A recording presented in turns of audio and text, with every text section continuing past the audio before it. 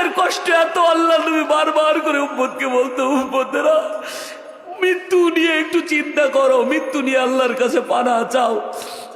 আজকে বাড়ি যায় মিলাবেন, পায়ের উপরে 5 কেজির একটা পাথর দিবেন, পায়ে তেমন অনুভব হবে না। 10 কেজি একটা পাথর দিবেন, 20 কেজি পাথর দিবেন, এক পর্যায়ে আমি দেখেছি 45 কেজি যখন পাথর চাপায়াছি তখন মনে হচ্ছে হাড্ডির মধ্যে চাপ এসেছে।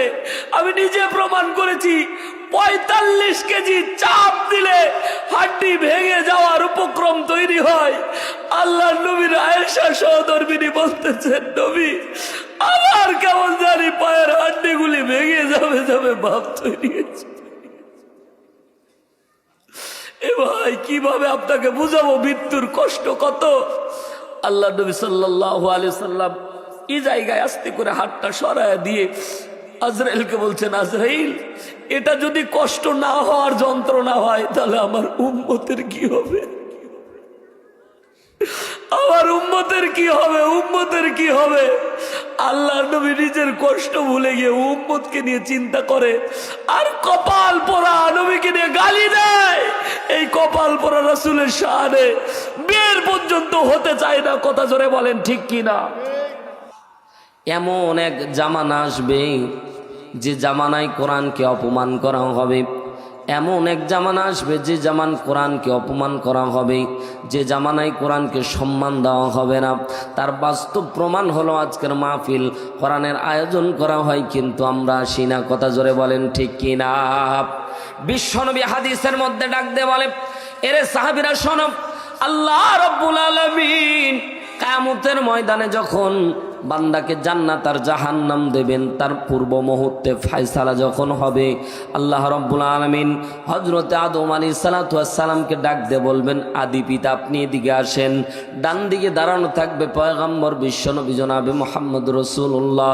জোরে একবার চিৎকার দিয়ে বলেন না সাল্লাল্লাহু আলাইহি ওয়াসাল্লাম। বিশ্বনবী আমার ডান দিকে বসে থাকবেন। মুসলমান ভাইরা আমার দিকে তাকান। আল্লাহর নবী ডান দিকে, বিশ্বনবী আল্লাহর পাশে বসে থাকবেন। আল্লাহ তাআলা বলবেন, আদম কাম হেয়ার, এদিকে আসেন। হযরতে আদম আলাইহিস সালাতু ওয়াস সালাম আস্তে করে আল্লাহর বাম পাশের দিকে এসে দাঁড়াবেন। আল্লাহ রাব্বুল আলামিন নিজ হস্তে নিজ হাতে আদম আলাইহিস সালামের কাছে একটা চিঠি দিয়ে দিবেন, একটা লিস্ট দিয়ে দিবেন।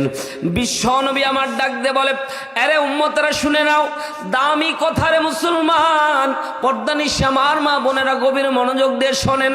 আল্লাহর নবী সাল্লাল্লাহু আলাইহি সাল্লাম বলেন, এত ভয়ঙ্কর কথা, এত ভয়ঙ্কর কথা ইতিপূর্বে আমি বলি নাই।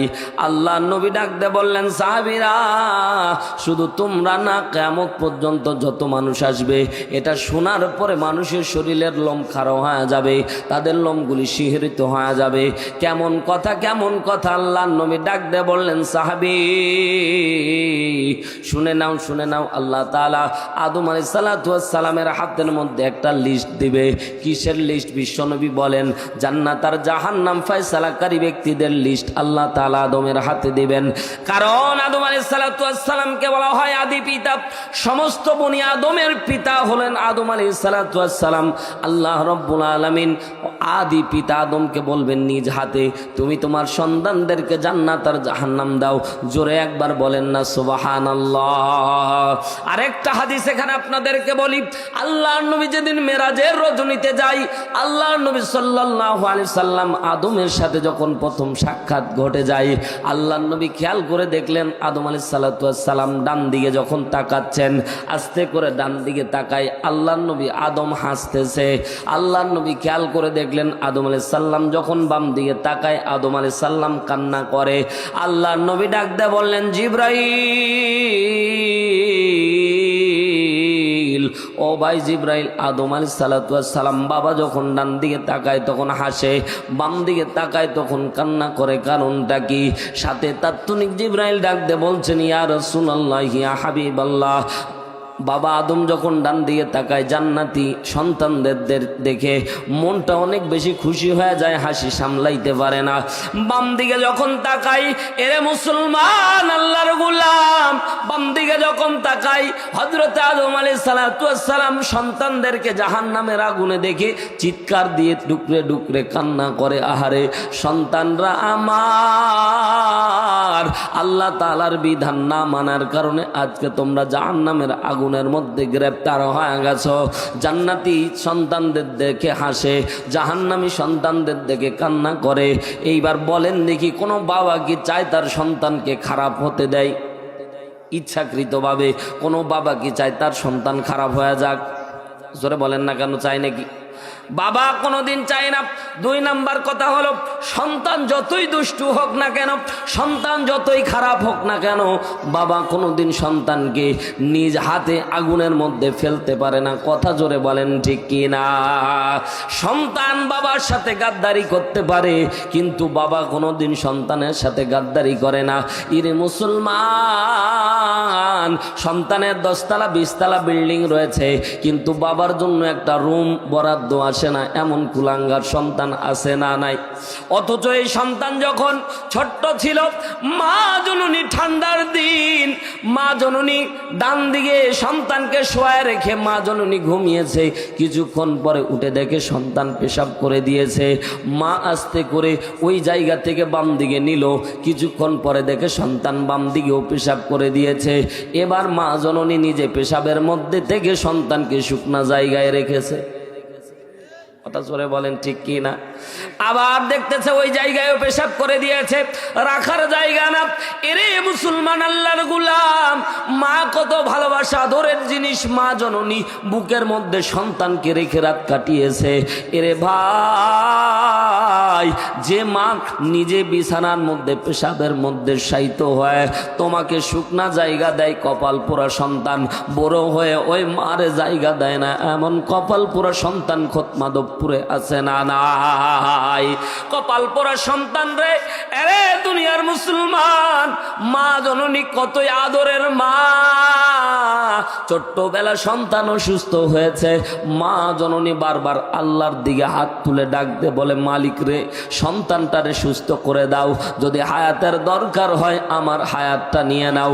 কথা বলেন ঠিক না বেঠিক?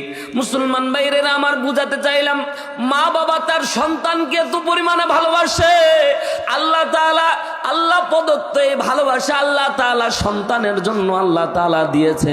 যদি এই ভালোবাসা যদি আল্লাহ অন্তরের মধ্যে না দিত, এত কষ্ট করে কেউ সন্তান কোনোদিন মানুষ করতো না। কথা জোরে বলেন ঠিক না বেঠিক? মুসলমান ভাইরা আমার, আল্লাহ তাআলা যখন আদম আলাইহিস সালাতু ওয়াস সালামকে বলবেন, এরে আদম তোমার সন্তানদেরকে তুমি জান্নাত দাও, তোমার সন্তানদেরকে তুমি জাহান্নামে ফেলে দাও, আদম আলাইহিস সালাতু ওয়াস সালাম ডাক দিয়ে বলবেন, মালিক আল্লাহ, অর্ডার করেছেন মানতে তো হবেই, অর্ডার করেছেন মানতে তো হবেই, কিন্তু আমি আদম আমার সন্তানদেরকে যখন জান্নাত দেব তখন আমার মনটা অনেক ভালো লাগবে, আমাকে অনেক ভালো লাগবে, প্রাউড ফিল করব, কিন্তু সন্তানদেরকে, আপন সন্তানদেরকে জাহান্নামের মধ্যে ফেললে অন্তরটা ছিন্ন বিচূর্ণ হয়ে যাবে, অন্তরটা কান্নায় ভেঙে পড়বে। আল্লাহ তাআলা বলবেন, তুমি যে অর্ডার করতেছি সেটা তুমি পালন করো। জোরে একবার বলেন না সুবহানাল্লাহ।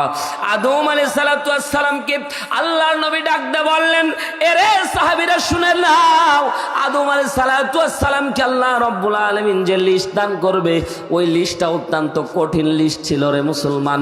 বাস্তব এজন্য বললাম, আল্লাহর নবী সাল্লাল্লাহু আলাইহি সাল্লাম বললেন, ওই লিস্টের মধ্যে 999 জন জাহান্নামীর নাম লেখা আছে, একজন করে জান্নাতের নাম লেখা আছে। 1000 করে ডিভাইডেশন করে দিয়ে আল্লাহ বলে, সন্তানদেরকে 999 জনকে জাহান্নাম দিবা, একজন সন্তান উপরের নাম 1 নম্বরে যার নাম আছে, এই হলো জান্নাতি, একজনকে জান্নাতে দিবা। সাহাবীরা ডুকরে কেঁদে দিয়ে বললেন, ইয়া রাসূলুল্লাহ, ইয়া হাবিবাল্লাহ, ওগো পয়গম্বর, 999 জন জাহান্নামে যাবে, একজন জান্নাতে যাবে, আমরা তো হায়াতের মধ্যে অল্প গুনাহ অনেক বেশি, তাহলে কি আমরা জাহান্নামে চলে যাব? আল্লাহর নবী ডাক দে বলে, উম্মতেরা শুনে নাও, আমি ডান দিকে থাকবো, আমি আল্লাহ রব্বুল আলামিনের কাছে জোরহাত করে বলবো, আল্লাহ আমার একটা উম্মত যাতে জাহান্নামে না থাকে, আমার সব উম্মতকে জান্নাতে দেওয়া লাগবে। জোরে একবার বলেন না সুবহানাল্লাহ, জবান খুলে জোরে একবার বলেন না আল্লাহু আকবার, আরো জোরে বলেন না আল্লাহু আকবার। এরে মুসলমান, আজকে বাজারের মধ্যে তাকায় দেখলাম হাজার হাজার মানুষ, মাহফিলের মধ্যে এসে দেখি মানুষ নাই। এরে মুসলমান, হাদিসটা কত বাস্তব। ওই যে বাজার যেটা বলা হয় ওটা জাহান্নামের টুকরা, আর এই যে সামিয়ানা দিয়ে মাহফিল বানানো হয়েছে, রাসূলের হাদিস যদি সত্য হয় থাকে তাহলে এটা রিয়াজুল জান্নাহ, জান্নাতের বাগান। যতক্ষণ থাকবে কোরআনের আয়োজন ততক্ষণ জান্নাতের বাগান। জান্নাতের বাগানে আসতে চাইলো না, কপাল পোড়া। কথা জোরে বলেন ঠিক কিনা? আল্লাহ তাআলা আমাদের যাদেরকে কবুল করবে তারাই কেবলমাত্র আসতে পারবে।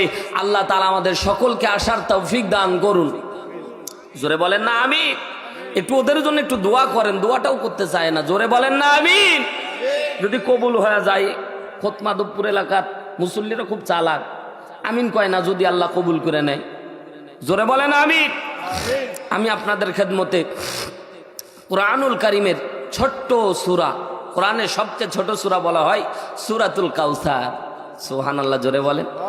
অতি পরিচিত একটি সূরা, কিন্তু এর ভিতরে এত দামি উপহার আল্লাহ দিয়েছে। মুফাসসিরিন ইকরাম বলে, আল্লাহ তাআলা প্রত্যেক ব্যক্তিকে যদি 1 কোটি টাকা করে দিত, ভালো হতো না? কথা বলেন, ভালো হতো না? বুঝানোর জন্য বলতেছি, এটা তাফসীরের কথা না, আমার ব্যক্তিগত কথা। আল্লাহ তাআলা প্রত্যেক ব্যক্তিকে যদি 1 কোটি টাকা বরাদ্দ দিত আর সূরা কাউসার না দিত, তাহলে আমরা লস করতাম। সুবহানাল্লাহ, জোরে বলেন। তাহলে কত দামি একটি আয়াত। অনেকে বলছে হুজুর 1 কোটি টাকা থাকলে না কতই দাম হতো, মেডিকেলের পিছনে 10 শতক মাটি কিনা 10 তলা বাড়ি দিয়ে খালি বেতন তুলতাম আর খাইতাম। কথা কয় না, ঠিক না? 1 কোটি টাকার দাম। মুসলমান, ওই 1 কোটির থেকে কেন দামি আমি বলি। কিয়ামতের কঠিন ময়দানে আপনি যখন আল্লাহ তাআলা সূর্যকে কিয়ামতের ময়দানে 8 হাত, 7 হাত, 3 হাত, 2.5 হাত, 4টা বর্ণনা বর্ণিত হয়েছে। আমি সবগুলো দেখেছি, এজন্য বলতেছি। 4টা বর্ণনা এসেছে, কোন কোন বর্ণনায় 7 হাত, কোন কোন বর্ণনায় 8 হাত, কোন কোন বর্ণনায় 3 হাত, এইরকম এসেছে। সূর্য এত কাছে আসবে। আজকে ঠান্ডার দিন, সূর্য লক্ষ কোটি মাইল উপরে, তারপরেও দুপুরবেলা তাপ দিলে বাইরে থাকা যায় না। কথা জোরে বলেন ঠিক কিনা? লোকজন হয়েছে কম, আওয়াজ দিবে না একদম তা কিন্তু না, আওয়াজ একটু দেন।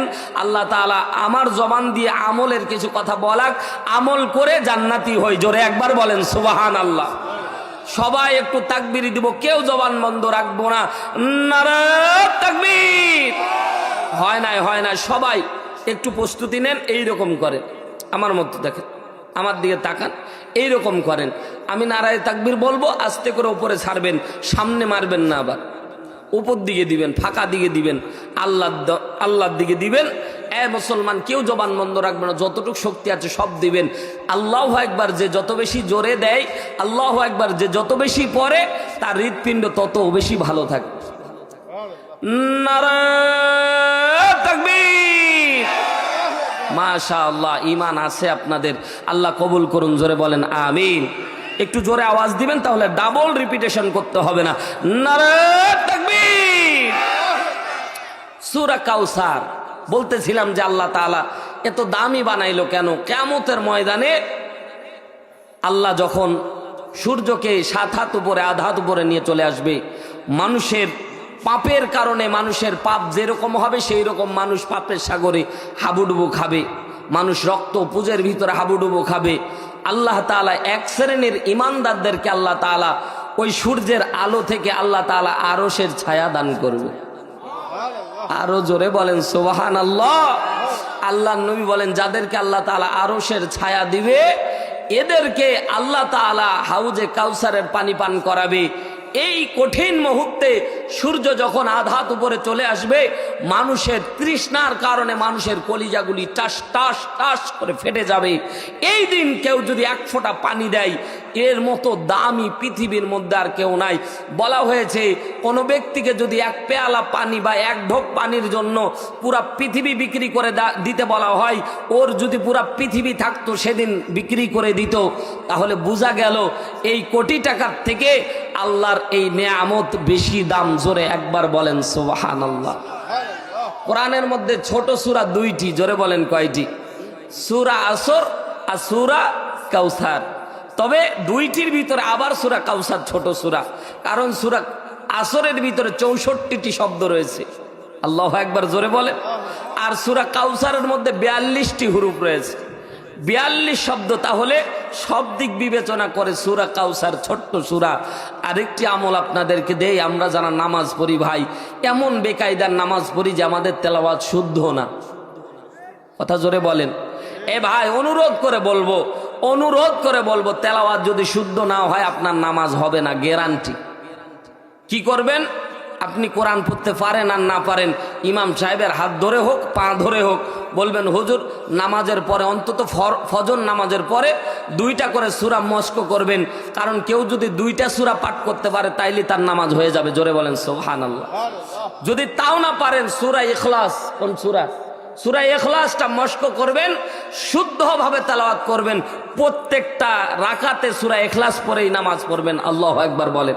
একটি হাদিস বলি, আল্লাহর নবীর একজন হাফেজ সাহাবী ছিল, জোরে বলেন না সুবহানাল্লাহ। হাফেজে কোরআন মানে 30 পারা কোরআন মুখস্থি। তো সাহাবী সব সময় সূরা ইখলাস তেলাওয়াত করত। কুল হুয়াল্লাহু আহাদ আল্লাহুস সামাদ লাম ইয়ালিদ ওয়া লাম ইউলাদ ওয়ালাম ইয়াকুল লাহু কুফুয়ান আহাদ, এটাই তেলাওয়াত করত। তো এক যুদ্ধের ময়দানে সাহাবীরা বলল, যেহেতু সে হাফেজ, তার ইমামতির দায়িত্ব দাও মাগরিবের নামাজে। তো 2 রাকাত নামাজ, 2 রাকাতেই ইখলাস পাঠ করেছে। আবার এশারের সালাতের সময় তাকে আবার দায়িত্ব দেওয়া হলো যে হাক দুক করতে বলে মাগরিবের সময় তাড়াতাড়ি পড়তে হয়, তাই মনে হয় একটু লম্বা কেরাত শুনবে, তাই তাকে আবার দিয়েছে। আবার সূরা এশার সালাতে আবার সূরা ইখলাস পাঠ করেছে। সাহাবীরা রাগ করলেন, সাহাবীরা তার হাতগুলি বেঁধে ফেললেন। হাতগুলি বেঁধে ফেলে রাসূলের দরবার নিয়ে গেলেন। ইয়া রাসূলুল্লাহ, হাফেজ সাহাবী নামাজের বেলা খালি সূরা ইখলাস পাঠ করে। আল্লাহর নবী ডাক দিয়ে বললেন, সাহাবী ঘটনা কি সত্য? বললেন হ্যাঁ, ঘটনা সত্য। এর মুসলমান, মিথ্যা ঘটনা বলা যাবে না, মিথ্যা তথ্য সম্প্রচারিত করা যাবে না। সূরা হুজরাতের বড় শিক্ষা হচ্ছে মিথ্যা ঘটনা রটানোও যাবে না। কথা জোরে বলেন ঠিক কি না? ডক্টর মিজানুর রহমান আজহারি ভাই, আমরা গুজব রটায় দিয়েছি যে জামাত 5টা আসন দিয়েছে, কিংবা জামাতের নায়েবে আমি ডক্টর মিজানুর রহমান আজহারি হয়ে গেছে, অথচ কি কোনো ভিত্তি নাই। অথচ বাংলাদেশে আজকে টপ লেভেলের নিউজ এটা। নাউজুবিল্লাহ, জোরে বলে। তিনি তার পেজের মধ্যে ব্রিফিং দিয়েছেন যে না, এগুলো কোনো না, এগুলো ভুয়া। জোরে বলেন, এগুলো কি ভুয়া? আর এগুলো নিয়ে মাতামাতি করতেছে বাঙালি। কিচ্ছু না, আমলের দিকে কিচ্ছু নাই, এগুলো নিয়ে মাতামাতি করতেছে। তাই জন্য বলতেছে ভুয়া নিউজ। আল্লাহ নবী এর জন্য তার কাছে জিজ্ঞাসা করলেন, এই তুমি কি সত্যি এই কাজ করেছো? বলছে হ্যাঁ। তো আল্লাহ নবী জিজ্ঞাসা করলেন, কেন করেছো? বলছে, ইয়া রাসূলুল্লাহ, আপনি একদিন বলেছিলেন যারা সূরা ইখলাসকে মহব্বত করবে, এই সূরা ইখলাস তাদের জান্নাতে নিয়ে যাবে। জোরে বলেন, জোরে জোরে জোরে বলেন। ইয়া রাসূলুল্লাহ, ওই দিন থেকে অন্তরের ভিতরে সূরা ইখলাসকে এত পরিমাণে ভালোবাসি, আমি কোন সূরা তেলাওয়াত করে নামাজের মধ্যে তৃপ্তি পাই না। আমি সূরা ইখলাস তেলাওয়াত করলে কেমন জানি তৃপ্তি পাই। আল্লাহর নবী ডাক দিয়ে বললেন, এই মুহূর্তে জিবরাইল আমাকে বলে গিয়েছে ওই সাহাবীর জন্য সূরা ইখলাস তার জান্নাতে নিয়ে যাওয়ার জন্যই যথেষ্ট। তাহলে এই হাদিস দ্বারা সাবেত, যদি আপনি সূরা ইখলাসও পাঠ করেন তাও আপনার নামাজ কবুল হয়ে যাবে, কিন্তু ভুল বললে হবে না। এজন্য শুদ্ধ করে পড়তে হবে। আল্লাহ কবুল করুন, জোরে বলেন আমিন। আমরা অনেক চালাক ভাই, খালি কোরআন শিখতে আসতে গেলে আমরা বেকায়দায় পড়ি। সন্তানদেরকে ইংলিশ প্রাইভেট দেই ১৫০০ টাকা, অঙ্ক প্রাইভেট দিই ১০০০ টাকা, আর মক্তবে কোরআন শিক্ষার জন্য বেতন দিই ৫০ টাকা, তাও 3 মাস বাকি। এই যে বেলাল ভাই মক্তব চালায় ছাত্রছাত্রী পায় না, ফ্রি চালায় তাও ছাত্রছাত্রী পায় না। মানে আমরা কোরআনটাকে তেমন মর্যাদা দিচ্ছি না। আল্লাহ তাআলা হেফাজত করুন, জোরে বলেন আমিন। বলতেছিলাম ছোট্ট সূরা, সূরা কাউসার। আল্লাহ তাআলা বিশ্বনবীর মাক্কি জিন্দেগিতে আল্লাহ তাআলা এই সূরাটি নাজিল করে, জোরে একবার বলেন সুবহানাল্লাহ। সম্মানিত ভাইয়ার আমার, গভীর মনোযোগ দেন। সংক্ষিপ্ত আকারে শানে নজুল বলি, কোন ঘটনাকে কেন্দ্র করে আল্লাহ তাআলা সূরাটি দান করলেন? মুসলমান, আল্লাহর নবী যখন মক্কার মধ্যে দ্বীনের দাওয়াতি কাজ করতেছিলেন, আল্লাহর নবী মক্কার মধ্যে যখন দ্বীনের দাওয়াতি কাজ করতেছিলেন, আল্লাহর নবীর উপরে এত পরিমাণে অমানবিক নির্যাতন হচ্ছিল, আল্লাহর নবী নির্যাতন সহ্য করতে পারতেছিল না, জোরে বলেন সুবহানাল্লাহ। তাফসীরে আশুর আল্লামা ইবনে আশুর রহমাতুল্লাহ আলাইহি বলেন, তাফসীর ইবনে কাসির আল্লামা ইবনে কাসির রহমাতুল্লাহ আলাইহি দুটি তাফসীর গ্রন্থে একই রিওয়ায়াত বর্ণিত হয়েছে। আল্লাহর নবীর উপর নির্যাতন হতো দুই প্রকার, জোরে বলেন কয় প্রকার? আর জোরে বলেন কয় প্রকার? দুই হাত আকাশের দিকে দুই আঙ্গুল উঁচু করে বলেন কয় প্রকার? আর জোরে বলেন কয় প্রকার? এক প্রকার হচ্ছে শারীরিক নির্যাতন, আরেক প্রকার হচ্ছে মানসিক নির্যাতন। এরে মুসলমান, শারীরিক নির্যাতন মানুষ ভুলে যায়, কিন্তু মানসিক নির্যাতন কেউ ভুলতে পারে না। কথা বলেন ঠিক কি না? কেউ আপনাকে কষ্ট দিয়েছে, এরে মুসলমান, এমন একটা দিন আছে, আমি একদিন কষ্ট করে, আমি একদিন ছোট্টবেলাতে অনেক দুষ্টু ছিলাম, আমার এখনো মনে আছে। ছোট্টবেলায় তো দুষ্টু ছিলাম, একটা ইট নিয়ে, ছোট্ট ইটের টুকরা নিয়ে গাছের মধ্যে দেখতেছি একটা কাঁঠাল পেকে আছে, এই ইট নিয়ে এইভাবে মেরেছি, ওই ইটটা ভিতরে ঢুকে থেকে গেছে। ওই কাঁঠালের মালিক দেখতে পেয়েছে, এসে আমার কানের উপরে বিশাল বড় একটা জোরে একটা থাপ্পড় মেরে দিয়েছে। তো ভাই, এজন্য বলতেছি, ওই লোকটাকে দেখলে আমার ওই থাপ্পড়ের কথা মনে পড়ে যায়, আর কষ্টটা লাগে। সামান্য একটা দুষ্টামি করে আমি মারতে চাইছিলাম, আমি বললাম লাগে কি লাগে না দেখি, ওটা যে পাকা ছিল ঢুকে যাবে, আমি তো খেয়াল করি নাই, ঢুকে গেছে। তা আমারে মেরেছিল, তো ওরে দেখলে আমার মনে হয়। তো বুঝাতে চাচ্ছি, মানসিক নির্যাতন এটা আমার প্রতি সে টর্চার করেছিল, আমি তাকে দেখা মাত্র আমার মনে পড়ে যায়, একটা বদদোয়া তার জন্য আসে। আল্লাহর নবীর শারীরিক নির্যাতন বিশ্বনবী মনে রাখতো না, কিন্তু মানসিক নির্যাতন মনে রাখতো। মুসলমান, ইমান বাড়ানোর জন্য কথা বোঝার চেষ্টা করেন। ওই ইতিহাস ঘটনা শুনলে ইমান বাড়বে না, কোরআন শুনলে ইমান বাড়বে। আল্লাহর নবী সাল্লাল্লাহু আলাইহি সাল্লামের সাহাবীরা বলে, যেই ঘটনাকে কেন্দ্র করে আল্লাহ তাআলা আয়াত দিত, ওই ঘটনাকে বলা হতো শানে নজুল। যেহেতু আমাদের সুপারিনটেন্ডেন্ট সাহেব আছে, একটা ঘটনা যেই ঘটনাকে কেন্দ্র করে আয়াত নাজিল হতো, সেটাকে কোরআনের ভাষায় বলা হয় শানে নজুল। জোরে একবার বলেন সুবহানাল্লাহ। তো শানে নজুলের ভিতরে বর্ণিত হয়েছে, আল্লাহর নবীকে মক্কার লোকেরা আল্লাহর নবীকে যখন দাওয়াতি মিশন যখন থামাতে পারতেছে না, তখন আল্লাহর নবীকে পাগল বলে গালি দিচ্ছে। নাউজুবিল্লাহ, জোরে বলে। আল্লাহর নবীকে কি বলে গালি দিল? পাগল বলে গালি দিল। আন্তা মাজনুন, মাজনুন শব্দের অর্থ পাগল। আল্লাহর নবীকে বারবার পাগল পাগল বলে গালি দেয়। এ ভাই, সুস্থ মানুষকে যদি পাগল বলা হয়, ওর মন এমনিতেই খারাপ লাগে। কথা জোরে বলেন ভাই, এটা তো ইমানের প্রশ্ন। বিশ্বনবীকে নিয়ে কেউ গালি দিলে, বিশ্বনবীকে নিয়ে কটূক্তি করলে, আমরা মুসলমান তার ছাড় দেব না। কথা জোরে বলেন ঠিক কিনা? নবী ইমান, নবী কি ইমান। আপনাকে যদি ভর্তা দেওয়া হয়, ভর্তা করতে গেলে অনেক প্রকার আইটেম লাগে। লবণ দেওয়া লাগে, আলু দেওয়া লাগে, লবণ দেওয়া লাগে, রসুন দেওয়া লাগে, আদা দেওয়া লাগে, মরিচ দেওয়া লাগে, বিভিন্ন রকম আইটেম দেন। এবার বলেন, সব যদি দেন আর আলুতে যদি আপনি লবণ দিতে ভুলে যান, স্বাদ আছে? আসতে বলেন, স্বাদ আছে? আলু খাচ্ছেন না মাটি খাচ্ছেন, ওই একই লাগে। কথা বলেন ঠিক কিনা? তে এক পদ না দিলেই স্বাদ হারিয়ে গেল। তো ঈমান হচ্ছে রাসূল। এই জন্য নাস্তিক মুরতাদ মাঝে মাঝে রাসূলকে নিয়ে কটূক্তি করে, মুসলমানদের ঈমান পরীক্ষা করে। নিজের থেকে আল্লাহ রাসূলকে নিয়ে কেউ কটূক্তি করলে মুসলমান ঘরে বসে থাকতে পারে না। কথা জোরে বলেন ঠিক কি না? এটা ঈমানের দাবি। এটা কিসের দাবি? ঈমানের দাবি। যারা বসে থাকে আর বলে রাসূলকে গালি দিল তো আমার বাপের কি, আমি বলবো জিরো টলারেন্স তোমার ঈমান। তোমার ঈমান বলতে কিচ্ছু নাই। কথা জোরে বলেন ঠিক কি না? এরে মুসলমান, গভীর মনোযোগ দেন। আল্লাহর নবীকে পাগল পাগল বলে যখন গালি দেওয়া হলো, আল্লাহ নবী কষ্ট পেলেন। আল্লাহ তাআলা বিশ্ব নবীকে সান্ত্বনা দেওয়ার জন্য সূরাতুল কলম নাজিল করে দিলেন। আল্লাহ তাআলা বলেন, নুন ওয়াল কলামি ওয়া মা ইয়াসতুরুন।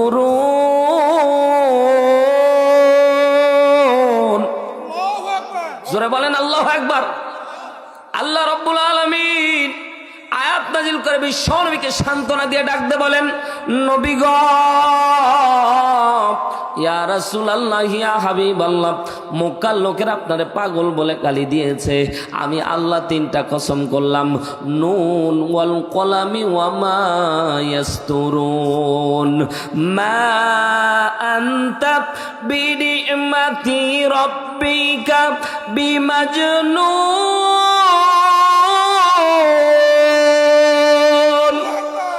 আল্লাহ বলছেন, হাবিব, মক্কার লোকেরা আপনারে পাগল বলে গালি দিয়েছে, মনটা খারাপ হয়ে গেছে গো পয়গম্বর।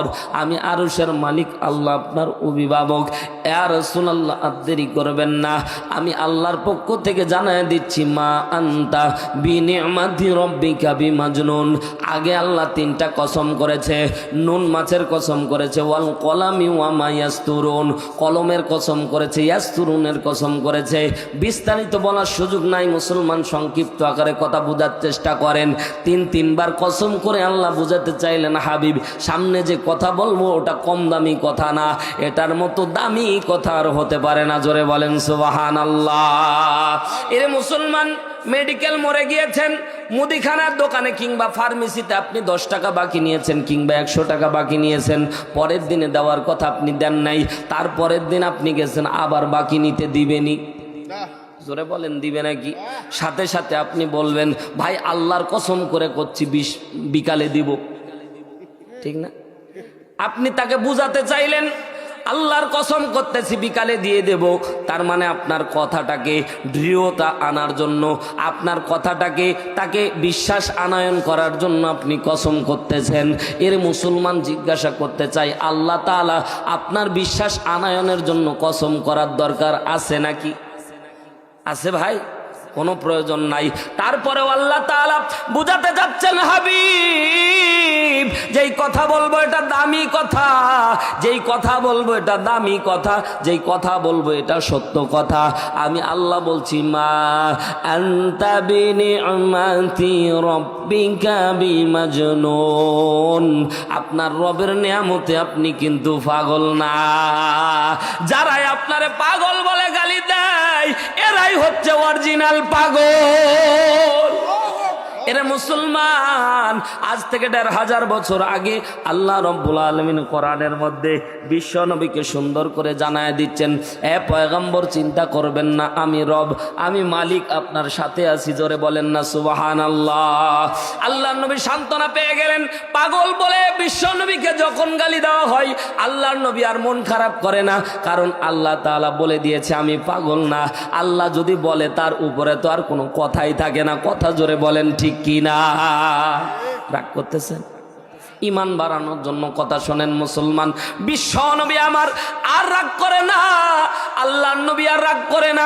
কাফেরেরা যখন বারবার করে বলে আল্লাহর নবী রাগ করে না, একটা মানুষের নেচার হলো, আপনি একজনকে পাগল পাগল বলে গালি দেন, আপনার কথা শুনে সে মুচকি মুচকি হাসে, কিছুদিন পর আপনার নিজের প্রতি ঘৃণা লাগবে। কত জোরে বলেন। আল্লাহর নবীকে যখন আল্লাহ সান্ত্বনা দিলেন, আগে আল্লাহর নবী রাগতো, কিন্তু এখন আর রাগে না। আল্লাহর নবী বলেই দিলেন, আল্লাহ আমাকে বলেছে আমি পাগল না, তোমরা যতই পাগল বলো আমি তোমাদের কথায় রাগ করব না। জোরে একবার বলেন না সুবহানাল্লাহ। আমি জানি প্রেমের পাগল সে তো মদিনায়, প্রেমানলে ডুবে মরি, প্রেমানলে ডুবে মরি, ওহে রব্বানা। আমি জানি প্রেমের পাগল সে তো মদিনায়। কথা জোরে বলেন ঠিক কি না? আল্লাহর নবীকে আর পাগল বলে লাভ হয় না। তারা খেয়াল করলো, কিরে কেমন করে গালি দিলে নবী আমার রাগ করবে। তারা রাগ করার জন্য সাদ বিন সুহাইল নামের এক কাফেরকে আবু জেহেল বেতন ভাতা নিযুক্ত করে দিল। মাসিক টাকা দেয়, তোমার দায়িত্ব হচ্ছে নবীরে তুমি গালি দিবা। মাসিক বেতন ভাতা দেওয়া হয় সাদ বিন সুহাইল নামের কাফেরকে। এই জাহান্নামের কীট আল্লাহর নবীকে খুঁজে বেড়ায় গালি দেওয়ার জন্য। কিরে এতদিন পাগল বলে গালি দেই, রাগ করে না, খুঁজতেছে কি বলে গালি দিলে নবী মন খারাপ করবে। খেয়াল করে দেখলো আল্লাহর নবীর ছোট্ট ছোট্ট পুত্র সন্তান হয় মারা যায়। মুফাসসিরিন একরাম বর্ণনা করে 3 জন পুত্র সন্তান আল্লাহর নবীর ছিল। একজনের নাম ইব্রাহিম, একজনের নাম আব্দুল্লাহ, একজনের নাম আবুল কাসেম। কোন কোন মুফাসসিরিন একরাম বলে 2 জন সন্তান ছিল, কোন কোন মুফাসসিরিন একরাম বলে 1 জন পুত্র সন্তান ছিল, নাম আবুল কাসেম।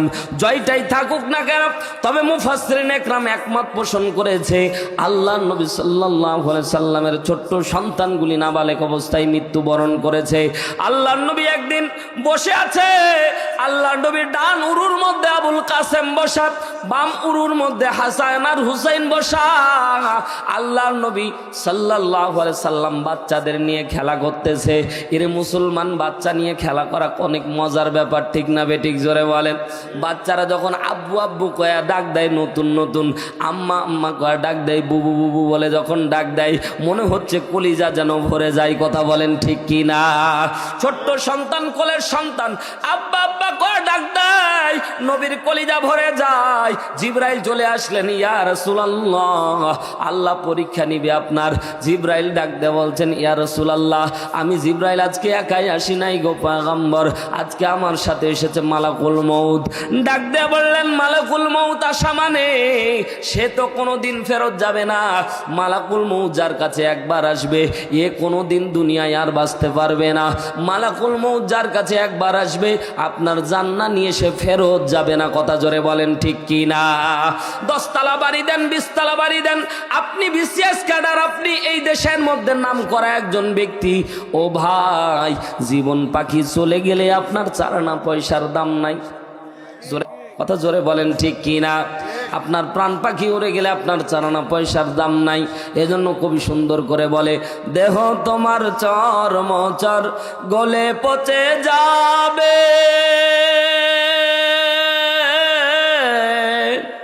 শিরার উপর শিরাগুলি ছিন্ন ভিন্ন হবে, মন্ডু মেরুদণ্ড সবই হবে খণ্ড খণ্ড, মন্ডু মেরুদণ্ড সবই হবে খণ্ড খণ্ড, পরে রবে মাটির উপর। মন আমার কেন বান্ধ দালান ঘর, একদিন মাটির ভিতরে হবে ঘর। মন আমার কেন বান্ধ দালান ঘর। কথা জোরে বলেন ঠিক কি না? অনেক মা বোন আছে বেপরদায় চলে, সাজসজ্জা করে, যে রূপেরই গৌরবে সাজিয়াছ সাজ, সোনা দানা টাকা করি রাজকী পোশাক, যেদিন প্রাণ চলে যাবে সবই পরে রবে, প্রাণ চলে যাবে সবই পরে রবে, গায়ে দেবে মার কিনো থান। রে মন আমার কেন বান্ধ দালান ঘর। কথা বলেন ঠিক কি না? মালাকুল মউত এমন একজন, কারো কাছে একবার আসলে খালি হাতে ফেরত যায় না। আল্লাহর নবী খেয়াল করলেন, এই জায়গায় 4 জন আছি আমি রাসূল। আমার ডান উরুতে বসা আবুল কাসেম, বাম উরুতে বসা হাসান আর হুসাইন, কলিজার টুকরা নাতিরা বসে আছে, সন্তান বসে আছে, আমি বসে আছি। তার মানে এই 4 জনের যে কোনো একজনের হায়াত আজকে শেষ হয়ে গেছে। জোরে একবার বলেন না সুবহানাল্লাহ। আল্লাহর নবীর সামনে জিবরাইল ডাক দিয়ে বললেন, নবী গো, ইয়া রাসূলুল্লাহ, ইয়া হাবিবাল্লাহ, আজকে আপনার কলিজার টুকরা হাসান আর হুসাইনকে নবীকে নেওয়ার জন্য আজরাইল আসে নাই, আপনারে নেওয়ার জন্য আসে নাই। আপনার ডান উরুতে বসে আছেন যিনি আপনার সন্তান, তিনি আবুল কাসেমকেই আল্লাহ তাআলা চুজ করেছে নিয়ে যাবে। এ মুসলমান, আল্লাহর নবীকে আল্লাহ ডাক দে বলছেন, আল্লাহর নবীকে জিবরাইল ডাক দে বলছেন, ওগো পয়গম্বর আপনি কি কোনো আবদার করবেন? আল্লাহর নবী মনে মনে চাচ্ছিলেন যে আল্লাহ আমার সন্তানগুলি হয় আর মারা যায়, এটা তো অনেক কষ্টের বিষয়। আল্লাহ তাআলা পরীক্ষা করতেছেন। মনে মনে চিন্তা করলেন দুইটা, এই মুহূর্তে যদি আমি বলি আমার সন্তানকে রেখে তোমরা চলে যাও, অরিজিনাল আজরাইল জিবরাইল বিদায় নিবে, কিন্তু নবী আমার ডাক দিয়ে বলছেন না রে না, এটা তো হতে পারে না। আল্লাহ যেটা পছন্দ করে এটা আমি রাসূলও পছন্দ। জোরে বলেন সুবহানাল্লাহ। এরে মুসলমান, দামি একটি হাদিস আপনাদের খেদমতে আমি বলবো। এরে মুসলমান গভীর মনোযোগ দেন। আল্লাহর নবী বলেন ইমানদারদের জন্য যখন ফেরেশতা আসে, মৃত্যুর ফেরেশতা, ইমানদারদের জন্য মৃত্যুর ফেরেশতা আসা মাত্র ইমানদাররা অনেক খুশি হয়ে যায়। জোরে বলেন না সুবহানাল্লাহ। ইমানদাররা অনেক বেশি খুশি হয়ে যায়। এর মুসলমান আল্লাহর গোলামেরা, কারণ কি? কারণ কি? ইমানদার মরতে দেরি হবে, আল্লাহর জান্নাত দিতে দেরি করে না। মুসনাদে আহমদ 1852 নম্বর হাদিস, হাদিস নাম্বার লিখে যাচ্ছি, গাজাখুরি গল্প না। আজকে গুগলের মধ্যে সার্চ দিয়ে দেখবেন, লম্বা হাদিস।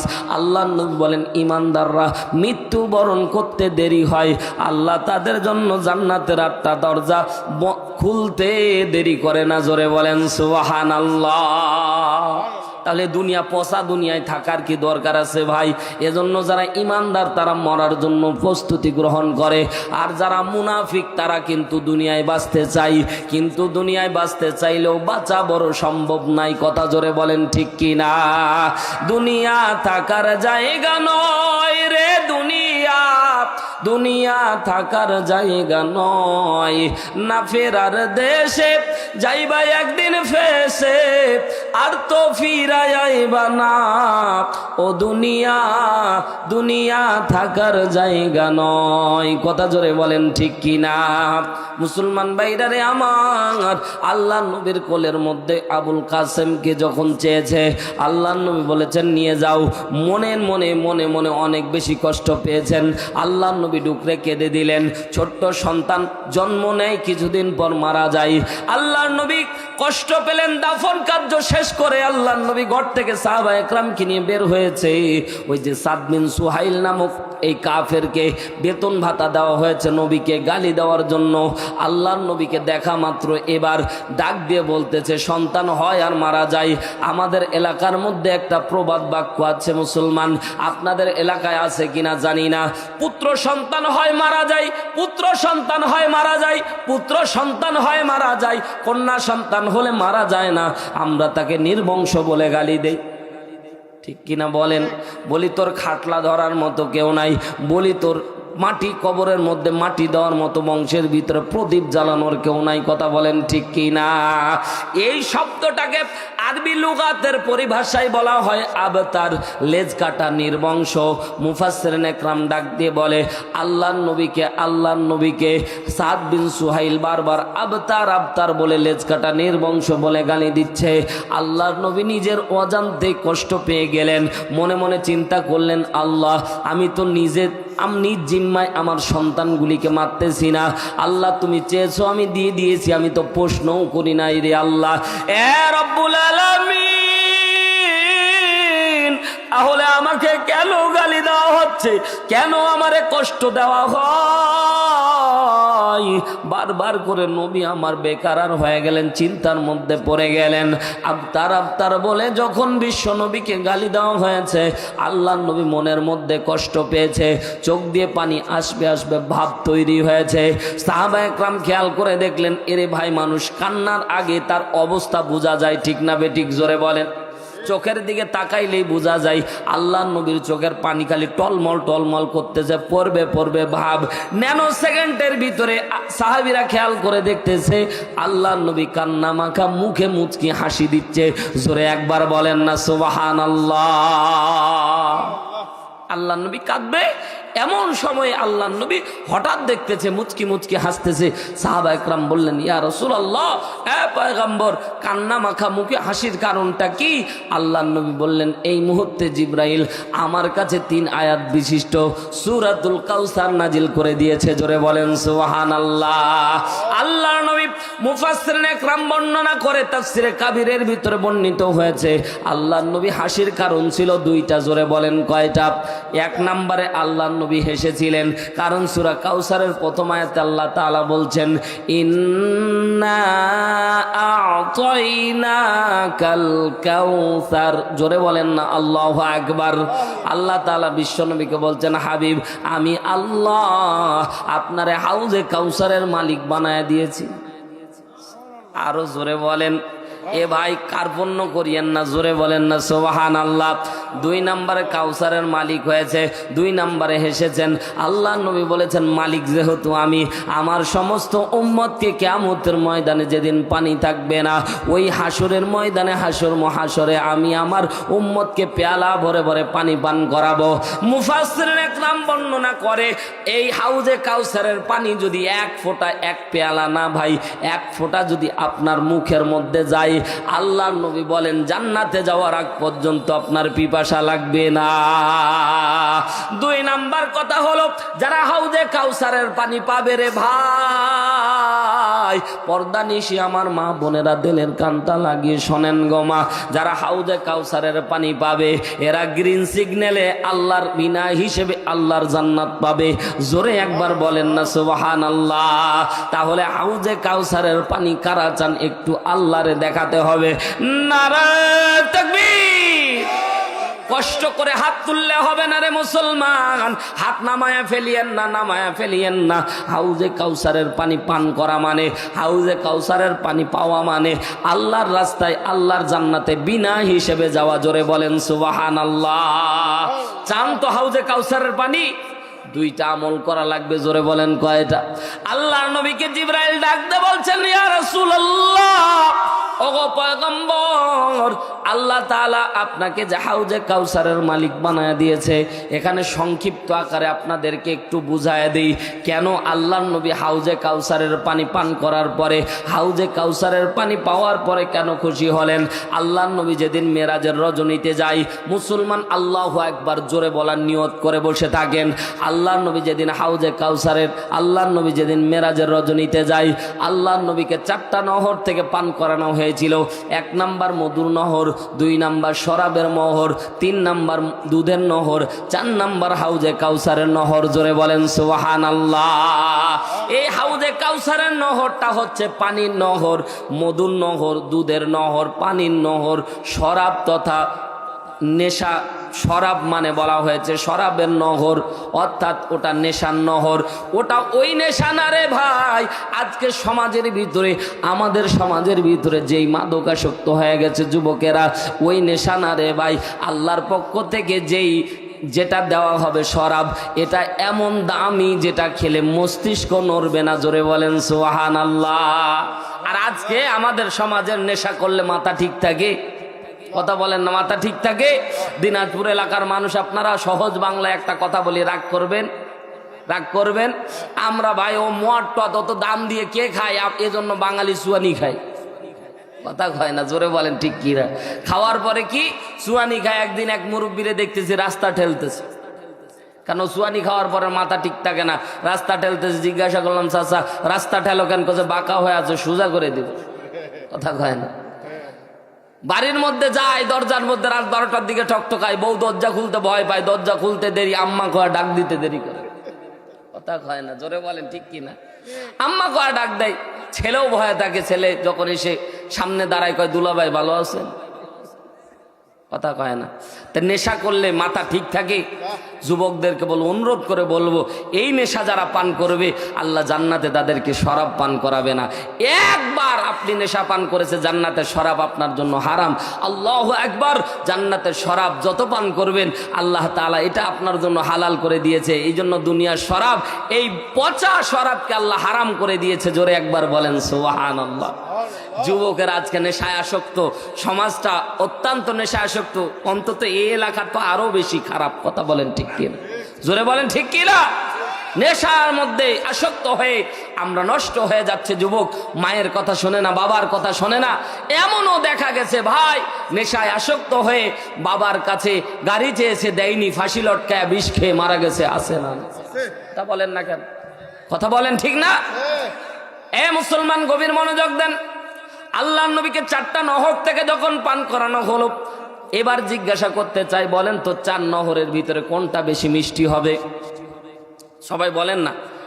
এখানে আছে মধু, দুধ, পানি, শরাব, কোনটা বেশি মিষ্টি? জোরে বলেন, সবাই বলেন। 1 নম্বরে মধু, 2 নম্বরে দুধ, তারপরে পানি, তারপরে শরাব, তারপর 4 নম্বরে লিস্টে দিলে পানি। কথা জোরে বলেন ঠিক কিনা? কিন্তু আল্লাহর নবী বলছেন, উম্মতরা শুনে নাও, আমাকে 4টা নহর থেকে যখন পান করানো হয়েছিল, আমি দেখেছি সবচেয়ে পানির নহরটা বেশি মিষ্টি। আরো জোরে একবার বলেন আল্লাহু আকবার। মধুর মধ্যে যিনি মিষ্টি দিয়েছেন তিনি কে? জোরে বলেন কে? মধুর মধ্যে মিষ্টি দিয়েছেন মুসলমান। সংক্ষিপ্ত আকার আপনাদেরকে বলি, মধুর মতো পিওর জিনিস পৃথিবীর মধ্যে আর নাই। কিন্তু মধু দেখা মাত্র আমরা মৌচাকওয়ালারে বলি খাঁটি না ভেজাল আছে। প্রথম শব্দ মধু যদি কেউ বিক্রি করতে আসে, তাহলে প্রথম শব্দ আমরা বলি যে খাঁটি না ভেজাল। কারণ যেই জিনিস যত খাঁটি তার মাঝে তত ভেজাল। তো মধু আল্লাহ তাআলা এত সুরক্ষিত করেছে। সূরা নাহল, কোন সূরা? সূরা নাহল, মৌমাছির সূরা। জোরে একবার বলেন সুবহানাল্লাহ। এই সূরাতে আল্লাহ তাআলা মৌমাছি কিভাবে মৌচাকের মধ্যে মধু সংগ্রহ করে আল্লাহ কোরআনের মধ্যে বর্ণনা দিয়েছে। জোরে বলেন না সুবহানাল্লাহ। দেখবেন খেয়াল করে, কিছু মৌচাক চাকের নিচে দেখবেন কিছু মৌমাছি পড়ে আছে মৃত। দেখেন না কেন? কারণ মৌমাছি তার সিস্টেম হলো ওই জায়গায় 3টা সিকিউরিটি ফোর্স আছে। একটা মৌচাকে 1 ফোঁটা মধু দিতে গেলে 3টা সিকিউরিটি ফোর্স আছে। 1 নম্বরে মধু যখন নিয়ে মৌমাছি গুনগুন গুনগুন করে যায়, তখন প্রথমে স্টেপে যাওয়ার পরে তার মধুটা চেক করা হয়। মধুটার যদি ভেজাল থাকে তাহলে তাকে আস্তে করে তাকে বিদায় দিয়ে দেওয়া হয়, সে চলে যায়। আবার পিওর করে নিয়ে আসে, যদি পিওর করে না নিয়ে আসে আবার সুযোগ দেয়। 3 নম্বরের বেলায় যদি আবার ভেজাল নিয়ে আসে, ওরে ওই জায়গায় মেরে ফেলে, আর সুযোগ দেয় না। এই জন্য কিছু মৌমাছি মৃত পড়ে থাকে, ওরাই মেরে ফেলে যে তুই ভেজাল নিয়ে এসেছিস। কারণ এটা এমন একটা দামি, আল্লাহ তাআলা ওই সিকিউরিটি পার করে আরেক সিকিউরিটিতে আছে, ওইখানে গুণগত যত মান আছে, কত পুষ্টি কতটুক, এটা আগে নির্ণয় করা হয়। তার আগে নির্ণয় করে ফুল পুষ্টি না থাকলে ওই মৌচাকে মধু ঢালতে দেয় না। আল্লাহু আকবার, জোরে বলেন। এই মৌচাকের ওয়াজ করলেই তো পাগল হয়ে যাবেন। আল্লাহু আকবার, জোরে বলেন। সেই দিকে যেমন মুসলমান গভীর মনোযোগ দেন। মধু বেশি মিষ্টি, কিন্তু না রে না, কিয়ামতের ময়দানে আল্লাহ তাআলা বিশ্বনবীকে দেখাচ্ছেন হাবিব। মেরাজের রজনীতে আল্লাহ তাআলা দেখাচ্ছেন হাবিব, এই যে দেখতেছেন পানির নহর, দুধের নহর, শরাবের নহর, মধুর নহর। আল্লাহর নবী মনে মনে চিন্তা করতেছে, আল্লাহ 4টা নহরের ভিতরে পানির নহরটাই বেশি মিষ্টি লাগলো। এরে মুসলমান, 2 নাম্বার কথা হলো, আল্লাহর নবী মনে মনে ভাবতেছেন, আহারে এত দামি জিনিস খাইলাম, আমার উম্মতেরা যদি এই নহরের পানি পান করতে পারতো। সুবহানাল্লাহ, জোরে বলেন, জোরে বলেন, আল্লাহু আকবার বলেন। সবাই হাত উঠায় বলেন আল্লাহু আকবার। আল্লাহর নবী কোন জায়গায় আপনাকে আমাকে কোনোদিন ভুলে নাই রে ভাই, কোনোদিন ভুলে নাই। তিরমিজি শরীফ 3য় খণ্ড 591 নম্বর হাদিস, রেফারেন্স নিয়ে যান, বাড়ি যায় মিলায়েন। আল্লাহর নবী কোন জায়গায় আপনাকে আমাকে ভোলে না। আল্লাহর নবী সাল্লাল্লাহু আলাইহি সাল্লাম মৃত্যু শয্যায় শায়িত, জিবরাইল চলে আসলেন, আজরাইল চলে আসলেন। আসার পরে বলছেন, ইয়া রাসূলুল্লাহ, এ মুসলমান, আপনার আমার সিরিয়াল নাম্বার কত মৃত্যুতে? আপনি আমি কত নাম্বারের ইমানদার? আগে পরে একটু 1 মিনিট আমার এই হাদিসটি আপনারা শোনেন। তিরমিজি শরীফ 3য় খণ্ড, আল্লাহ নবী সাল্লাল্লাহু আলাইহি ওয়াসাল্লামের জলিল কদর সাহাবী আম্মা জান আয়েশা সিদ্দিকা রাদিয়াল্লাহু তাআলা আনহা বর্ণনা করতেছেন, বিশ্বনবীর সাহাবী, বিশ্বনবীর কলিজার টুকরা সহধর্মিনী বলে, আল্লাহর নবী যেদিন মৃত্যুবরণ করে, আমি আয়েশার উরুর মধ্যে আল্লাহর নবীর মাথাটা ছিল। জোরে বলেন না আল্লাহু আকবার। জিবরাইল চলে আসলেন, আজরাইল চলে আসলেন, আল্লাহর নবীকে ওয়াদা করতেছেন, পয়গম্বর আজকে আপনার জানটা এত ইহসানের সহিত কবজ করব, কিয়ামতের আগে বাবা আদমের পর থেকে আজ পর্যন্ত, আজ থেকে কিয়ামত পর্যন্ত এত ইহসানের সহিত কারো জান কবজ করা হয় নাই। জোরে একবার বলেন না সুবহানাল্লাহ। আল্লাহর নবী টেনশন ফ্রি হলেন। আল্লাহর নবী বলছেন তাহলে তুমি জান কবজ করার কাজ শুরু করো। আজরাইল আলাইহিস সালাতু ওয়াস সালাম বিশ্ব নবীর হাতের বুকের মধ্যে আস্তে করে হাতটা বসাচ্ছেন। আগেই বলতেছি আল্লাহর নবীকে আজরাইল বলেছিল, ইয়া রাসূলুল্লাহ একটুও কষ্ট হবে না, একটুও কষ্ট হবে না।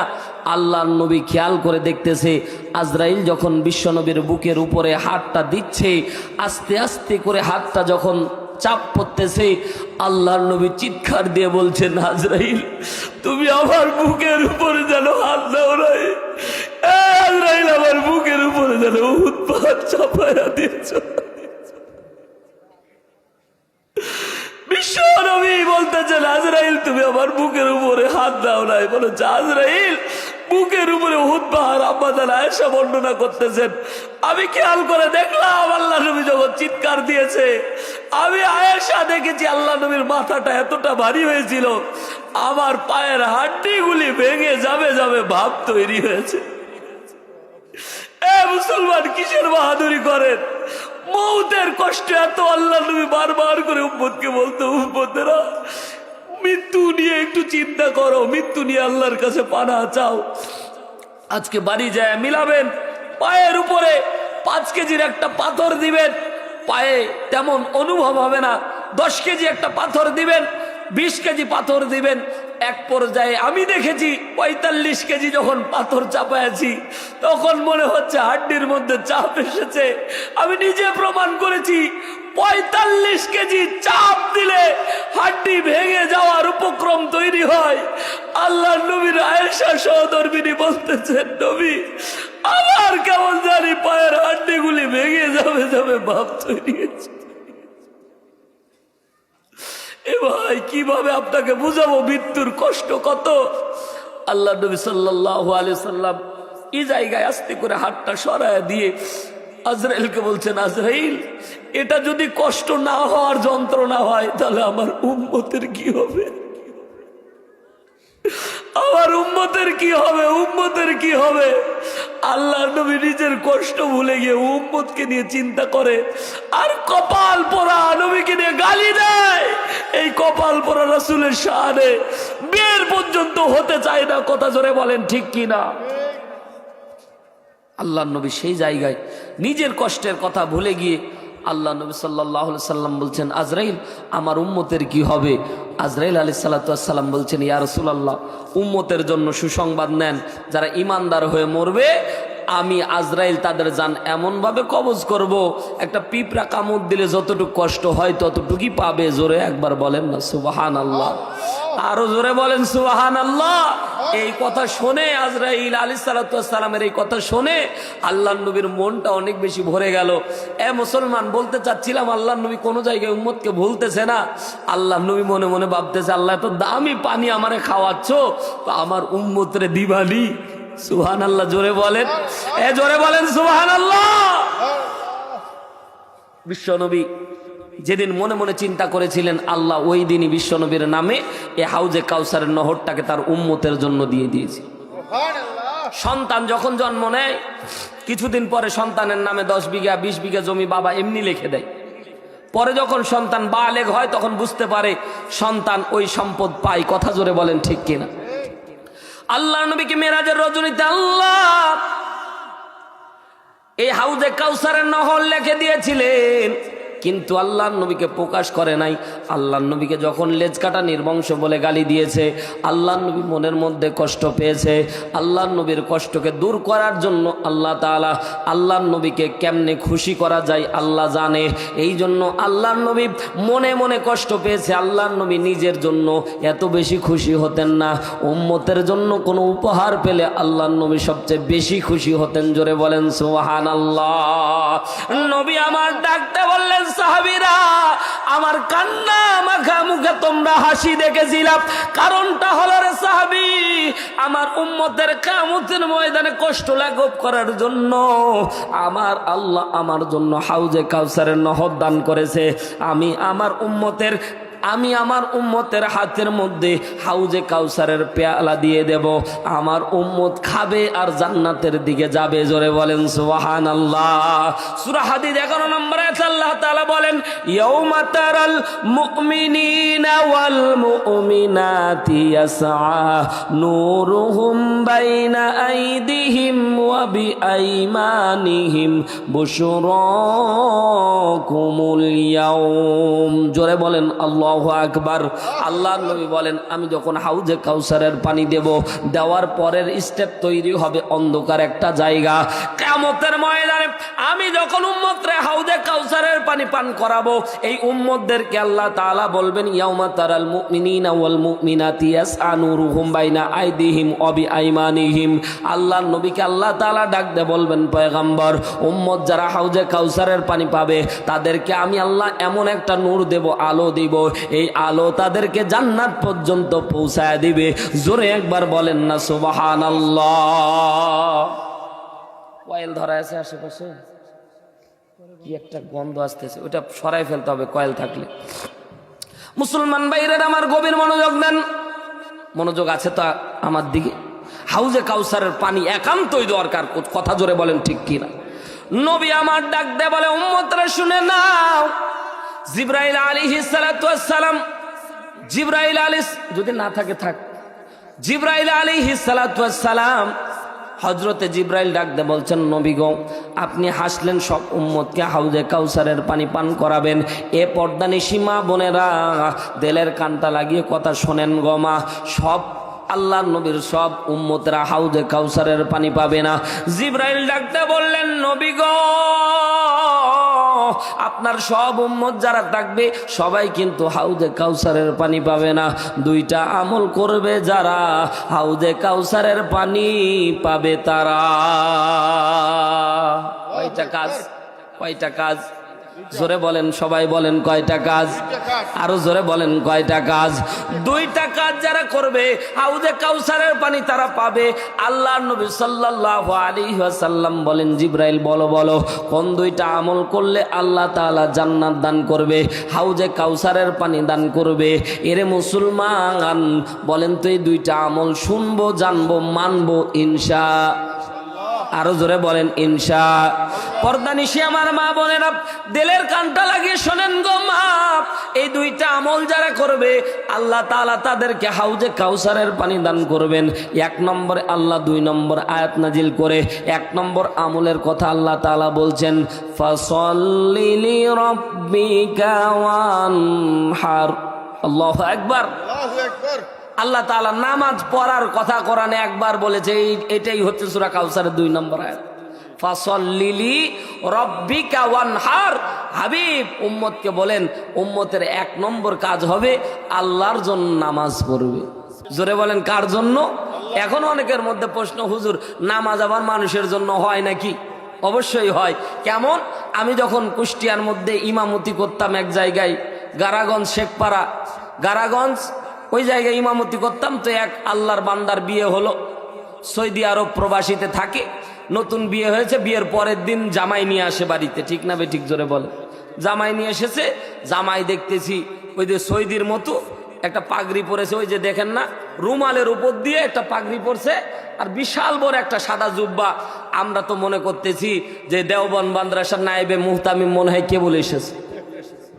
কিন্তু মজার ব্যাপার হলো, এই আল্লাহর বান্দা সৌদিতে থাকতে পারে, আরবিতে কথা বলতে পারে, কিন্তু সূরা ফাতিহা ছাড়া অন্য কোনো সূরা জানেই না। মাগরিবের নামাজে এসেছে, নামাজ জীবনও পড়ে না, কিন্তু এখন এত বড় জুব্বা নিয়ে বাইরে কি ঘোরা যাচ্ছে ভাই? জোহর আসর এমনি ফাঁকি দেওয়া গেছে, কিন্তু মাগরিব ফাঁকি দেওয়ার সুযোগ আছে ভাই? এই সময় কোনো সুযোগ নাই।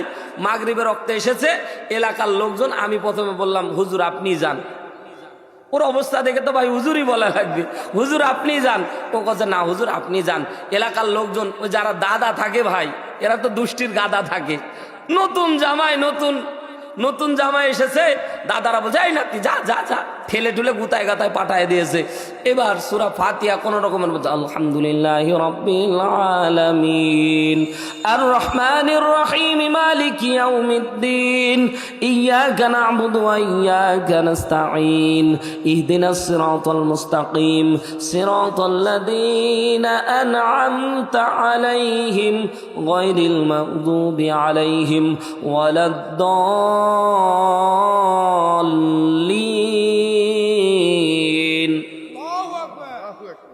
এবার সে সূরা জানে না, ওইভাবে চুপ করে দাঁড়ায় আছে। এ ভাই বলেন তো মুরব্বী মানুষের ধৈর্য আর কতটুকু? যখন কিছুক্ষণ অনেক লম্বা সময় দাঁড়ায় আছে তখন পিছন থেকে সবাই ইমাম খালি একটু ভাই দেরি করতে দেরি, সিগন্যাল দিতে দেরি করে না। বেলাল ভাই ঠিক না? সিগন্যাল দিতে দেরি করে না। হুজুর বুঝাচ্ছে, বুঝাই দিচ্ছে, হুজুর আমার শেষ হলো, আপনার এখনো শেষ হয় না, কথা কয় না। এই সিগন্যাল যারা দেন তাদের নামাজ হয় না। আপনি যদি সিগন্যাল, গলায় যদি এমনি সমস্যা হয়ে থাকে এটা আলাদা, কিন্তু আপনি নিজ ইচ্ছাই আপনার শেষ, মানে আপনি আর ধৈর্য কুলাচ্ছে না। এবার বলেন তো যদি 1 মিনিট কেরাত না বলে জামাই দাঁড়ায় থাকে, যতই জামাই হোক মুরব্বীরা আর সহ্য করবে? কিছুক্ষণ উহু উহু করতে করতে পুরা মসজিদ উহু উহু চলতেছে, কিন্তু উহু উহু আর কাজ হয় না। আমি লোকমা দিচ্ছি, আয়াত একটা ধরায় দিচ্ছি যে কুল হু আল্লাহু আহাদ, তাও বলতে পারে না। আবার দিচ্ছি লোকমা, আবার পড়তে পারে না। আবার দিচ্ছি, পড়ে না। এক মুরব্বী, ও ভাই কতক্ষণ ধৈর্য, পিছন থেকে জুব্বা টানে দেখো, এ জামাই বেয়াদব জামাই, তুমি নামাজ পড়াইতে পারবে না বাপু, আগে শোকে। জামাই করছে, এই চাচা দাদা, ওইখানে বেতাল হয়ে গেছে, চাচা কবে না দাদা কবে, ভয় পেয়ে গেছে, হুঁশ শেষ। ও করছে আমি কি গেছি? তুমি পেলে তো গেলা কেন? আমি তো যাইনি, আমার তো গুতায় পাঠাইছেন। কথা কন ঠিক কিনা? তার মানে বোঝা গেল আগে যদি নামাজ পড়তো অন্তত কিছু পারতো। কথা বলেন ঠিক কিনা? তো আমি এটা হাসির খোরাক দিচ্ছি না, কিন্তু ভাই অনেক ব্যক্তি আছে নতুন বিয়ের বাসায় গেছে, নামাজ না পড়লে কেমন হয় এজন্য নামাজ পড়তে চায়, লৌকিকতা নামাজ। এজন্য আল্লাহ কোরআনের মধ্যে বলছেন ফাওয়াইলুল লিল মুসাল্লিন। আল্লাহ বলছে নামাজি ধ্বংস, ওই সমস্ত নামাজি ধ্বংস যারা লোক দেখানোর উদ্দেশ্যে লৌকিকতার জন্য নামাজে যায়। আল্লাহর জন্য যারা নামাজ পড়ে না, এই নামাজ তাকে জাহান্নামের লেলিহান শিখা পর্যন্ত পৌঁছে দিবে। এই জন্য বলেন নামাজ পড়বেন কার জন্য? আরো জোরে বলেন কার জন্য? আল্লাহ বলেন কুল ইন্নাস সালাতি ওয়া নুসুকি ওয়া মাহইয়ায়া ওয়া মামাতি লিল্লাহি রাব্বিল আলামিন।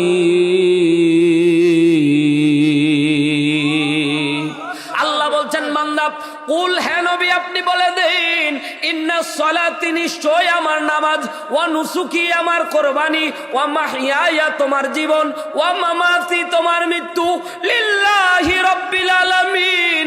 এ বান্দা সবকিছু আল্লাহর জন্য হওয়া লাগবে। সূরা মুমিন 65 নম্বর আয়াত আল্লাহ তাআলা বলেন হুয়াল হাইয়্যু লা ইলাহা ইল্লা হুয়া ফাদউহু মুখলিসিনা লাহুদ্দিন আলহামদুলিল্লাহি রাব্বিল আলামিন। আল্লাহ বলছে হুয়াল হাইয়্যু, তিনি চিরঞ্জীব। জোরে বলেন কে? আল্লাহ বলেন আমি চিরঞ্জীব। লা ইলাহা ইল্লা হুয়া, আমি ছাড়া কোনো ইলাহ নাই। কুল্লু শাইইন হালিক, সবকিছু ধ্বংস হয়ে যাবে। ইল্লা ওয়াজহাহু, শুধুমাত্র যিনি টিকে থাকবেন, জবান বন্ধ রাখবেন না, চিল্লায়া বলেন তিনি কে? আল্লাহ বলছেন আমি আল্লাহ টিকে থাকবো। আল্লাহ রাব্বুল আলামিন বলছেন মুখলিসিনা লাহুদ্দিন, আল্লাহর জন্য মুখলেস ভাবে দিনের ভিতরে ঢোকা লাগবে, সমস্ত কিছু করা লাগবে কার জন্য? আরো জোরে বলেন কার জন্য? আল্লাহ বলছেন ফাসল্লিলি, আমার জন্যই নামাজ পড়া লাগবে। বেয়াইকে দেখানোর জন্য না, গ্রামবাসীকে দেখানোর জন্য না, স্ত্রীকে দেখানোর জন্য না, দুনিয়ার কাউকে দেখানোর জন্য না, আমার জন্য নামাজ পড়া লাগবে। জোরে বলেন সুবহানাল্লাহ। 2 নাম্বার ফাসল্লিলি রব্বিকা ওয়ানহার, রবের জন্য কোরবানি করা লাগবে।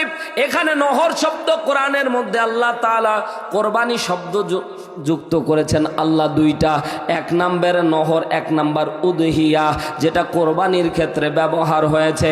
এর মুসলমান, নহর শব্দটা এত ব্যাপক অর্থবদ্ধ শব্দ, ডিকশনারির মধ্যে খেয়াল করে দেখলাম আমাদের আরবি একটা ডিকশনারির নাম আল মুজামুল ওয়াসিদ। এই মুজামুল ওয়াসিদ গ্রন্থের মধ্যে এই নহর শব্দটা ব্যাখ্যা করতে গিয়ে এর অর্থ দাঁড়িয়েছে 100টারও বেশি। জোরে বলেন সুবহানাল্লাহ। নহর মানে কোরবানি করা। কি কোরবানি করেন? সময়ের কোরবানি। কি কোরবানি করবেন? আর্থিক কোরবানি। কি কোরবানি করবেন? আপনার জীবনের কোরবানি। তার মানে আপনার জীবন, আপনার সবকিছু আল্লাহর জন্য কোরবানি করা লাগবে। এর নাম হচ্ছে নহর। আপনি যখন আল্লাহর জন্য হয়ে যাবেন, আল্লাহ আপনার জন্য হয়ে যাবে। আল্লাহ তাআলা 8টা জান্নাতের দরজা আপনার জন্য খুলে দেবে। জোরে বলেন না সুবহানাল্লাহ। এ মা বোনেরা, ডুব সৌন্দর্য না দেখাইলে তোমাদের মনে হচ্ছে পেটের ভাত হজম হয় না। এটাও এক ধরনের কোরবানি। পর্দা করে চললে দেখবেন সমাজের মধ্যে মানুষ টিটকারি মারে, এটাও কোরবানি। কারণ সে আত্মসম্মান বোধ বজায় রাখে। দোকানের মধ্যে গেলে দেখবেন যে বোরকা পরে গেলে, হিজাব লাগায়া গেলে আম্মা কোয়া ডাক দেয়। কথা কয় না ভাই? মা বোনেরা 18 বছর বয়স, হিজাব করে গেছে, আর অমনি আম্মা কয়া ডাক দিয়েছে, বলতেছে আহারে আমার কেবল যৌবন আসতেছে আর আমার আম্মা কয়া ডাক দেয়, এটা কোনো হইল? পরের দিন গেছে স্কিন টাইট পরে একেবারে ওন্না ছাড়াই গেছে, এবার ডাক দিয়েছে আফা, ভাবি। ওরে বাপরে, টান দে মারে ভাই। এখন মহিলারা ভাই বাজান রাগ করেন না, বামনেরা বিপক্ষে ওয়াজ করতেছি, ব্যাপারটা এমন না। আল্লাহর নবী বলছেন যারা দায়ুস হবে তারা কোনোদিন জান্নাতে প্রবেশ করবে না। নাউজুবিল্লাহ। জোরে বলেন, জোরে বলেন। দায়ুস যারা হবে তারা জান্নাতে প্রবেশ করবে না। পর্দানিশি আমার মা বোনেরা, বেপরদায় যদি আপনি চলেন এটাও কোরবানি। বেপরদায় চললে আপনি কোরবানি লঙ্ঘন করতেছেন। পর্দায় চললে এটাও এক ধরনের কোরবানি। পর্দানিশি অনেক মা বোন এসেছেন, দেলের কানটা লাগিয়ে শুনবেন গো মা। শুধুমাত্র আল্লাহর পক্ষ থেকে তোমাদেরকে আল্লাহ তাআলা মরার পরে 5 পর্দার বিধান দিয়েছে, পুরুষদের জন্য 3 পর্দা। কথা জোরে বলেন ঠিক কিনা? মা বোনদের এক্সট্রা 2টা পর্দা বেশি দেওয়া হয়। দুনিয়ার মধ্যে খেয়াল করে দেখলাম কোনোদিন পর্দা দেয় না, কিন্তু মরার সাথে পর্দাই দিয়ে তাকে কবর দেওয়া হয়। কথা বলেন ঠিক কিনা? এ মা বোনেরা, পর্দা করলে সম্মান কমে না রে মা, পর্দা করলে সম্মান কমে না। আল্লাহ তাআলা যারা পর্দা নিশি থাকবে, আল্লাহ তাআলা তাদেরকে আম্মাজান ফাতিমার সাথে কবরের হাসরের ময়দানে উঠাবে, একসাথে জান্নাত দান করবে। জোরে বলেন সুবহানাল্লাহ। কেমন পর্দা করত? লম্বা সময় বয়ান না রে ভাই, সংক্ষিপ্ত আকারে শোনেন কেমন পর্দা করত আম্মাজান ফাতিমা। হযরতে আম্মাজান ফাতিমা রাদিয়াল্লাহু তাআলা আনহা, তিনি যখন মৃত্যুবরণ করবে, এরে মুসলমান একটু দিলের কানটা লাগিয়ে শোনেন। তিনি যেদিন মৃত্যুবরণ করবেন, ওই দিনটা ছিল এমন একটা নিথর দেহ, এমন একটা সময় আম্মাজান ফাতিমা মৃত্যুর আগ মুহূর্তে টের পেয়ে গেছে। জোরে বলেন সুবহানাল্লাহ। বিশ্বনবী রাতের ভিতরে স্বপ্ন দেখিয়েছে, এ মা আর দেরি করিস না, আয়, তোর জন্য আমি রাসূল অপেক্ষা করতেছি, আমি বাবা তোর জন্য অপেক্ষা করতেছি। আম্মাজান হযরতে ফাতেমা আর বোঝা বাকি রইল না, আমার জন্য পৃথিবীর আয়ু শেষ হয়ে গেছে। সন্তানকে সকালবেলা গোসল করে হযরতে আলীকে ডাক দিয়ে বলছেন, এ ভাই গভীর মনোযোগ দিয়ে কথা শুনবেন। হযরতে আম্মাজান আমিনা, হযরতে আম্মাজান ফাতিমা স্বামীকে ডাক দিয়ে বলছেন, স্বামী গো, 2 হাত জড়ায় ধরেছে, ডাক দিয়ে বলে, স্বামী আমার অনেক কষ্ট দিয়েছি, হয়তো আমাকে আপনি মাফ করে দিবেন, আমাকে আপনি মাফ করে দিবেন, কোনো কষ্ট রাখবেন না। হযরতে আলী ডাক দিয়ে বললেন, এ আমার প্রাণপ্রিয় স্ত্রী, কি কথা বলতেছ? কেন এই কথা তুমি উচ্চারণ করতেছ? হযরতে ফাতেমা ডাক দিয়ে বলছেন, বাবারে, হযরতে ফাতেমা ডাক দিয়ে বলছেন, আলী রে, আমি আর মনে হয় লম্বা সময় বাঁচব না, আমি মনে হয় মৃত্যুবরণ করব, তুমি আমাকে মাফ করে দাও। দাও। আস্তে করে হাতটা জড়ায়া ধরে, হাতটা ধরে যখন কান্না শুরু করে দিয়েছে, হযরতে আলী সহ্য করতে পারে না, ডাকদা বললেন, ফাতিমা কত কষ্ট দিয়েছি রে ফাতিমা। হাতের মধ্যে খেয়াল করে দেখলেন ফাতিমার হাতের যে চামড়াটা, এই চামড়াটা ছিল না। কেন ছিল না?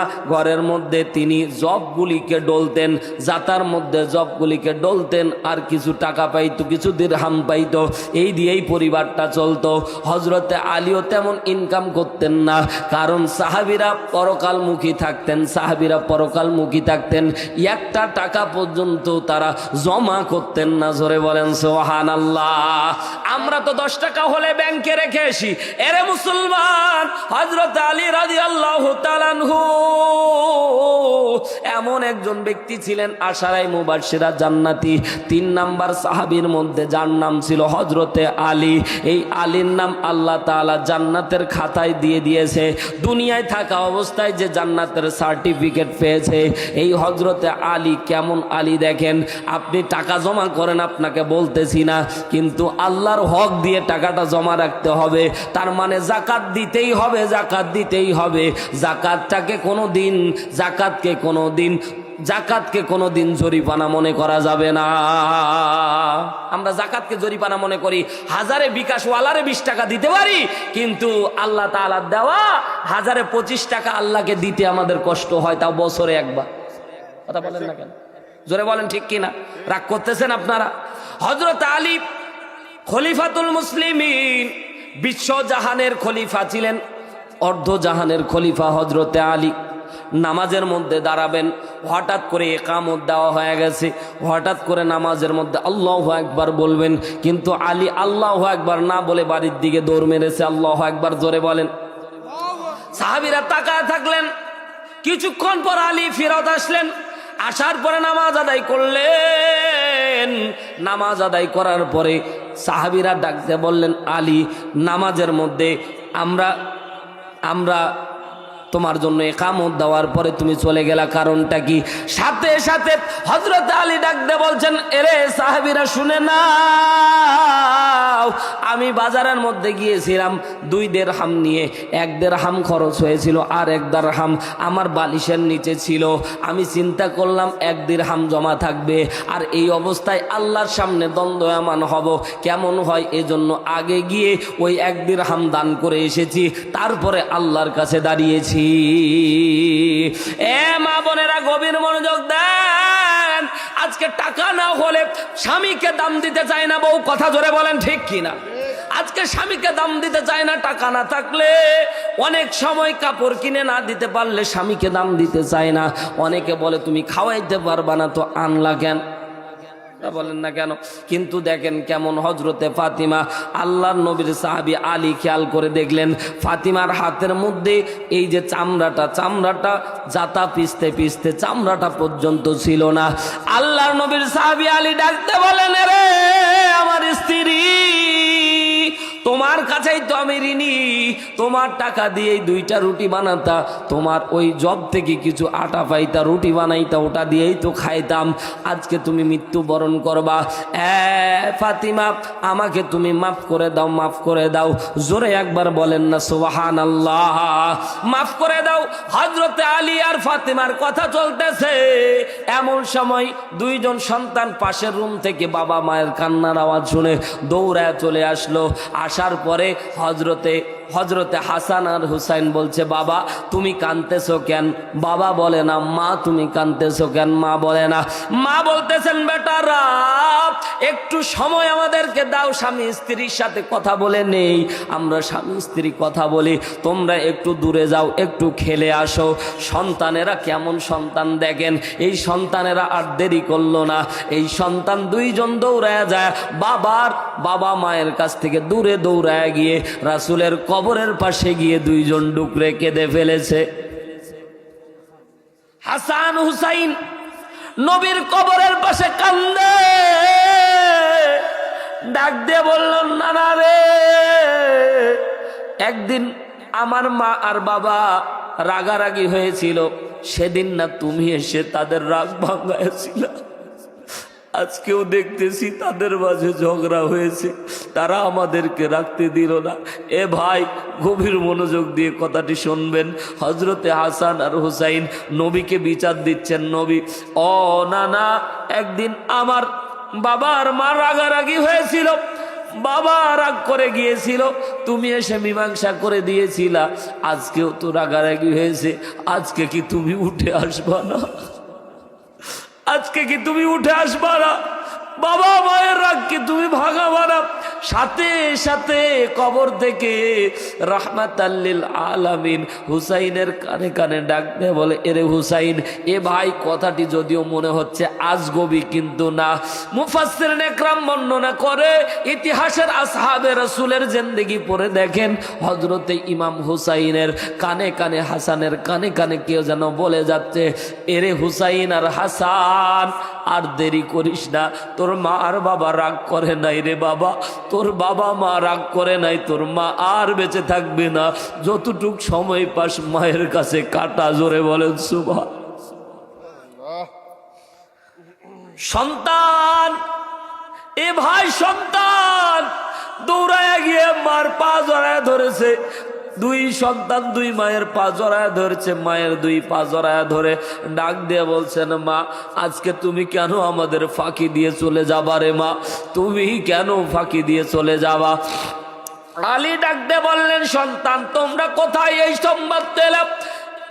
আলী ডাক দিয়ে বলছেন, সন্তান তোমরা এই সংবাদ কোথায় পাইলা? সন্তানেরা হুসাইন হাসান ডাক দিয়ে বললেন, বাবারে আমরা নানার কবরের কাছে গেছিলাম, নানা বলেছে বা বেশিক্ষণ বাঁচবে না। সন্ধ্যা হয়ে গেল, আল্লাহর নবীর কলিজার টুকরা মেয়ে উজু করে, গোসল করে, উজু করে 2 রাকাত নামাজ পড়ে যায় নামাজের মধ্যে বসে আছে। আজরাইল এসে জান কবজ করে নিয়ে চলে গেছে। জোরে বলেন সুবহানাল্লাহ। জান কবজের আগে হযরতে আলীর হাতটা জড়ায় বলছেন, আলী রে, আমি যখন মৃত্যুবরণ করব তো রাত্রিবেলায় তুমি কষ্ট করে আমার কবরটা দিয়ে দিও। আর আমার পরিচিত রাসূলের সবচেয়ে ঘনিষ্ঠ যারা ছিল 2-3 জন সাহাবীকে নিয়ে আর সন্তানদেরকে নিয়ে আমার জানাজা দিও। বেশি অ্যানাউন্স করিও না, কারণ রাসূলের মেয়ের জানাজায় তো ভাই লক্ষ লক্ষ মানুষ হওয়ার কথা ছিল, ঠিক না বেঠিক? কিন্তু ফাতিমা বলছে, কিচ্ছু না, আবু যর গিফারি কয়েকজন বিশিষ্ট সাহাবীকে ডাকবা যারা আমার খুব ঘনিষ্ঠ ছিল রাসূলের, আর আমার সন্তান 2-3 জন মিলে হযরতে ফাতেমার জানাজার নামাজ পড়ানো হয়েছিল। কেন? ফাতিমা বলেছিল, যদি মানুষ এসে আমার শরীরের গঠন আকৃতি দেখে তো আমার আকৃতি দেখেও মানুষেরা অনুমান করবে ফাতিমা কেমন মোটা কিংবা পাতলা ছিল। এই মরার পরেও এই মা পর্দার কথা চিন্তা করেছে, এই জন্য বলেছে রাত্রেই দাফন করবা, দেরি করবা না, আর কাউকে জানতে দিবা না। জোরে বলেন না আল্লাহু আকবার। আর আজকের মা বোনেরা ভাই সাজুগুজু করে, তাও স্বামীর জন্য করে না। কাপড় কিনে দেই আমরা, লিল্লাহে তাকবীর, লিল্লাহে তাকবীর। এই কুকুর ভুকা, এটা হচ্ছে দোয়া কবুলের, আলোচনা কবুলের লক্ষণ। জোরে বলেন না আল্লাহু আকবার। কারণ শয়তান চায় না যে মজলিস কবুল হয়ে যাক, এই জন্য বানচাল করে দেওয়ার চেষ্টা করে। যুবক ভাইদেরকে বলবো, এদের তাড়ায় দাও। শয়তান চায় না এ দোয়া কবুলের মজলিস, কারণ এই জায়গায় অসংখ্য ভাইয়ের চোখের পানি পড়েছে, এটা দোয়া কবুলের মজলিস হয়ে গেছে। জোরে একবার বলেন না আল্লাহু আকবার। এজন্য শয়তান চায় না যে দোয়া কবুল হয়ে যাক, এই জন্য বানচাল করে দেওয়ার জন্য কুকুরের রূপ ধারণ করেছে। নারায়ে তাকবীর, জোরে আওয়াজ দেন, নারায়ে তাকবীর। মরার পরেও চিন্তা করে তারা পর্দার। আর আমাদের মা বোনেরা সাজুগুজু করে অন্যের জন্য। এজন্য বলতেছিলাম যে সাজুগুজু করে কিসের? বুধবারের দিন, যেদিন কিস্তিওয়ালা আসে, ঠিক না বেঠিক বলে? স্বামীর কাছে ভাই যায় যখন তখন দুর্গন্ধযুক্ত, সারাদিন কাজ করেছে ওই অবস্থায় স্বামীর কাছে গেছে, আর ঘর থেকে বের হয় যখন সাজুগুজু করে, তখন দেখবেন যে বুধবার আসে যখন কিস্তিওয়ালা টাকা নিতে আসে, তখন দেখবেন ঠিকই সাজুগুজু করে সেন মারে, ঠিক না বেঠিক? জোরে বলে। সাজুগুজু করে স্যারের সামনে যায়, কিস্তিওয়ালার সামনে যায়, অথচ স্বামীর কাছে সাজুগুজু করে যায় না। স্বামীর কাছে সাজুগুজু করে গেলে সগীরা গুনাহ মাফ করে যিনি দেন তিনি কে? জোরে বলেন, তিনি কে? স্বামী যদি দেখে, স্ত্রীকে দেখে যদি তৃপ্তি পায়, আল্লাহ তাআলা বলেন আল্লাহর নবীকে সাহাবী বলছেন, ইয়া রাসূলুল্লাহ, স্ত্রীর সাথে আমরা থাকলে কি সওয়াব হয়? আল্লাহর নবী বলছেন, তুমি যদি স্ত্রী বাদ দিয়ে অন্য মহিলার সাথে থাকতা তাহলে কি হতো? বলছে গুনাহ হতো। তাহলে তুমি স্ত্রীর কাছে থাকলে ওই সমপরিমাণ গুনার বিপরীতে যত সওয়াব আছে আল্লাহ আমলনামায় দিতে থাকে। স্ত্রীর কোলে মাথা রেখে থাকবেন, রহমত আল্লাহ আসমান থেকে বৃষ্টির মতো বর্ষণ করাবে। জোরে বলেন না সুবহানাল্লাহ, আরো জোরে বলেন না সুবহানাল্লাহ। সম্মানিত ভাইরা আমার, বলতেছিলাম ফাসাল্লি লিরাব্বিকা ওয়ানহার, মনে আছে তো ইনশাআল্লাহ? 2 নম্বরে বলতেছিলাম কোরবানি রবের জন্য দেওয়া লাগবে। এর মুসলমান, আল্লাহর গোলামেরা, আল্লাহর জন্য কোরবানি দেওয়া লাগবে, আল্লাহর জন্য কোরবানি দেওয়া লাগবে। নিজের জীবন, নিজের সময়, এই যে দেখেন কত মানুষ ঘুরে বেড়াচ্ছে, মজা পাচ্ছে, কিন্তু আপনার আল্লাহর জন্য সময় কোরবানি করে দিচ্ছেন। এর মুসলমান, এটাও হচ্ছে এক ধরনের কোরবানি। এই কোরবানি আর নামাজ যারা পড়বে, আল্লাহর নবী ডাকতে বলেন, আমি রাসূলের হাতে হাতে হাত রেখে, আমার হাতে হাত রেখে তারা হাউজে কাউসারের পানি পাবে। যারা হাউজে কাউসারের পানি পাবে, বিনা হিসাবে তারা জান্নাতে যাবে। নারায়ে তাকবীর, নারায়ে তাকবীর। তাহলে বিনা হিসেবে জান্নাতে যেতে চান কি চান না? জোরে বলেন, চান কি চান না? যারা জান্নাতে যেতে চান একটু হাতটা দেখান তো। নারায়ে তাকবীর। জাহান্নামে যাবেন কে কে? একটু হাত তুলে। কেউ যাবেন না? সেদিন এক পাগল ছিল মাহফিলের সামনে বসে, হুজুর আমি পাগলরে বললাম যে তুমি জাহান্নামে যাবা না। পাগল আমাকে বলছে, হুজুর আপনার মাথা খারাপ হয়েছে, জাহান্নামে গেলে আপনি যান, আমি যাব না। চিন্তা করেছেন, ও জান্নাতের বুঝেই না ভাই কিছু, ঠিক না? তারপরও বলছে হুজুর আপনি গেলে আপনি যান জাহান্নামে, আমি যাব না। চিন্তা করেন, আল্লাহু আকবার। আর আমরা এ ভাই যতই কথা বলি, এখানে যদি আপনাকে বলি আপনাকে আমি 1 কোটি টাকা দেব, শর্ত হচ্ছে 10টা মিনিট আগুনের মধ্যে পুড়ে তারপরে এসে টাকা নেবেন, বলেন কোনো পাগলও যাবেন? যাবেন যাবেন যাবেন? আমি আমার দরকার হয় আপনার কিডনি বিক্রি করে আপনার টাকা দিব ভাই, যাবেন? কেউ যাবেন না। অথচ ভাই জাহান্নামের আগুন আমরা রেডি করে রাখতেছি, মরতে দেরি হবে তো আগুন আসতে দেরি হবে না। এই জন্য যুবক ভাই অনুরোধ করে বলছি, যারা মুরব্বী বাবাজিরা এখানে, আমি জানি ভাই অনেকে এশারের নামাজ পড়েনি, ফজর পড়বে না, নিয়ত করে বসে আছে ইনশাআল্লাহ। অনেকেই আছে ভাই, মানে এশারের জামাত তো আমরা পড়লাম ভাই, হয়তো যারা পড়েছেন আলহামদুলিল্লাহ, আর যারা পড়েন নাই আজকে যদি তওবা করে ফিরে আসেন, আল্লাহ আপনার জিন্দেগির গুনাহ মাফ করে দিবে। আরো জোরে বলেন সুবহানাল্লাহ। এ ভাই, তওবা করে যদি ফিরে আসেন, আজকে থেকে আমরা তাহলে 5 ওয়াক্ত নামাজ পড়বো তো ইনশাআল্লাহ। সবাই সবাই হাত উঠান যারা নামাজ পড়বেন। নারায়ে তাকবীর, আল্লাহু আকবার। কাকে দেখানোর জন্য নামাজের ওয়াদা করতেছেন? যদি নামাজ না পড়েন হাত নামায়া ফেলেন, মানুষকে দেখানোর লাভ নাই। জোরে বলেন সবাই পড়বেন তো ইনশাআল্লাহ। একটা ব্যক্তি যদি নামাজি হয়, আজকের মজলিস কবুল। জোরে বলেন সুবহানাল্লাহ। মুসলমান, আল্লাহর গোলামেরা, পর্দা নিশি আমার মা বোনেরা, একটু গভীর মনোযোগ দেন। মা বোনদেরকে একটু একটা হাদিস মা বোনদের সম্পর্কে আমি বলি। নারায়ে তাকবীর। ওই যে কথা বলতেছিলাম, ওরই প্রেক্ষিতে একটি হাদিস আপনাদের খেদমতে রওয়ায়াত করব। আল্লাহ নবীর কাছে একজন মহিলা সাহাবী আসলো, কারণ এই হাদিসটা এত বাস্তব কল্পনাও করতে পারবেন না। জোরে একবার বলেন আল্লাহু আকবার। নামাজ, রোজা, হজ, যাকাত সবকিছু এক নারী করেছে, তারপরেও জান্নাত পায়নি একটা ভুলের কারণে। জোরে বলেন কয়টা? একটা ভুলের কারণে জান্নাত পায়নি, জাহান্নামের অগ্নিকুণ্ডে চলে গিয়েছিল। আল্লাহ তাআলা রহমানুর রহিম, আল্লাহ দয়া করে মায়া করে আল্লাহ তাআলা তাকে মাফ করে জান্নাত দিয়েছিল। তবে মাফটা করেছিল দুনিয়ায় মানুষ তাকে ক্ষমা করার মাধ্যমে। জোরে একবার বলেন সুবহানাল্লাহ। তার স্বামীর সাথে একটা বেয়াদবি করেছিল। জোরে বলেন কয়টা? একটা বেয়াদবি স্বামীর সাথে করার কারণে স্বামী মন খারাপ করেছিল।